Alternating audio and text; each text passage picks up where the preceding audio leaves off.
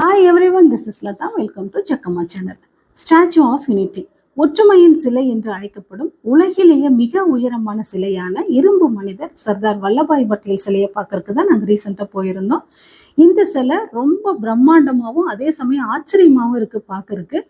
நம்மெல்லாம் 6 அடி ஹைட்டு தாங்க, நம்மளோட 100 மடங்கு ஹைட்டு ஜாஸ்தி. இந்த சிலை கிட்டத்தட்ட 182 மீட்டர் ஹைட்ல இந்த சிலையை உருவாக்கி இருக்காங்க.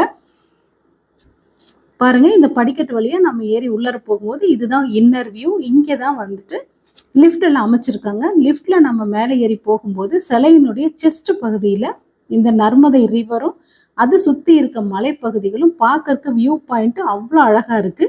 கிட்டத்தட்ட 3000 கோடி ரூபாய் செலவுல நர்மதை ஆற்று கரையோரம் தான் இந்த சிலையை நிறுவியிருக்காங்க.